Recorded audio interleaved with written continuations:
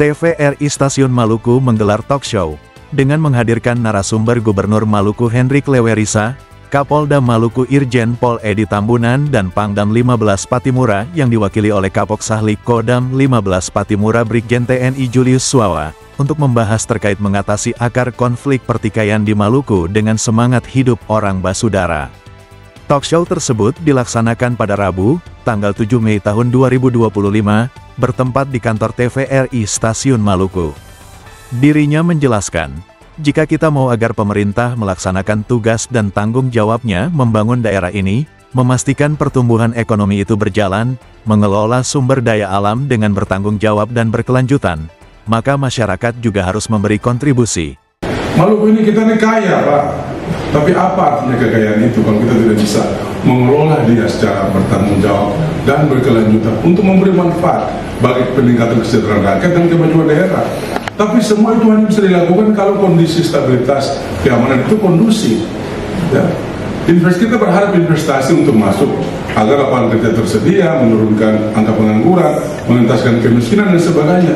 Investasi mana yang mau masuk kalau daerah bergejolak? Syaratnya cuma satu.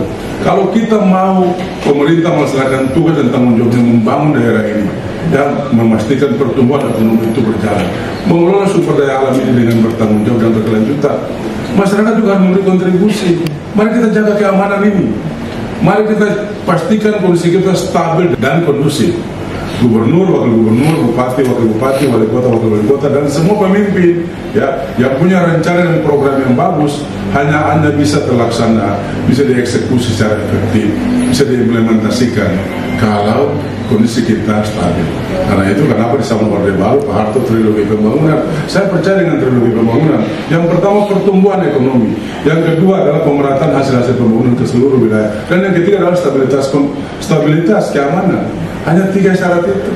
Kalau stabilitas keamanan tidak kita miliki, maka sulit untuk mendapat pertumbuhan ekonomi, untuk mendapat pemerataan pembangunan dan sebagainya. Ya, saya mengimbau menjelang Hari Patimura yang 208, saya minta kepada ketong semua orang Maluku, ya, ketong ini jangan mau diadu domba. Ketong ini kaya. Ratusan tahun yang lalu orang sudah tahu ketong punya kekayaan. Dong semua ketong menjadi bangsa yang besar, suku bangsa yang maju, orang-orang yang sejahtera di Gunung Tanah sendiri. Terus saya mau dong bisa ketong punya kekayaan, semua ketong hidup dalam berbantah-bantahan, ketong hidup dalam sengketa, selisih dan sebagainya, sehingga ketong saya akan maju. Mari tinggalkan akar, ya. Ini Maluku modern, ini Maluku beradab. Mari ketong hiti-hiti ala-ala, ketong Manggorobe maju, ketong pastikan daerah ini ketong kelola secara baik untuk peningkatan kesejahteraan rakyat dan kemajuan Maluku. Kita mau bilang bahwa saudara semua di Maluku, saya ada manfaat apa-apa dari konflik yang terjadi. Yang ada cuma mudarat. Ketong pernah alami itu dulu. Dan apa yang terjadi? Hanya derita dan kesengsaraan. Mari ketong menatap masa depan Maluku yang lebih baik ke depan.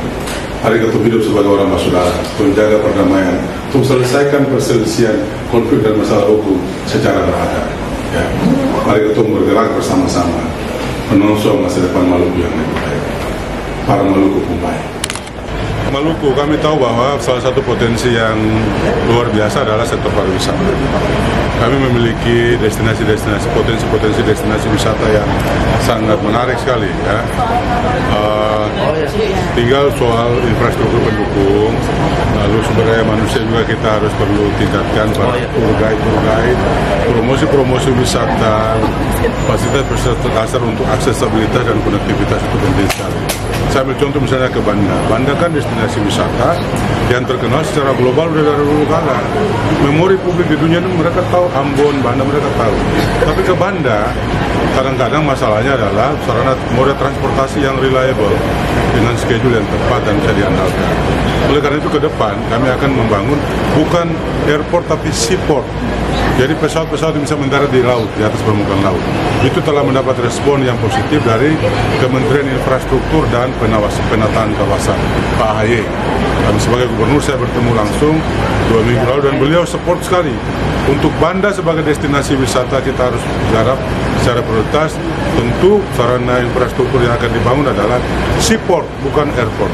Jadi pesawat-pesawat yang mendarat di atas permukaan air, pelabuhan kayak kapal begitu. Selain Banda ada banyak sekali, Maluku Tenggara, Kota Tual, MBD, KKT, hampir semua wilayah Ambon, Seram, Buru, dan sebagainya. Kita punya potensi yang luar biasa.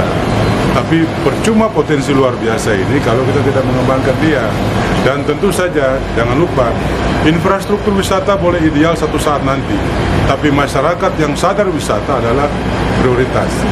Wisatawan tidak akan datang ke suatu tempat kalau masyarakatnya tidak sadar wisata. Tidak aman situasinya, gangguan ketertiban sipil terjadi.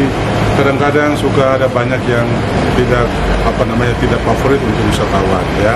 Itu juga kita harus mengedukasi masyarakat untuk menjadi masyarakat yang sadar wisata. Kita punya alam yang indah, tapi kalau masyarakat sadar wisata, kita bisa menjual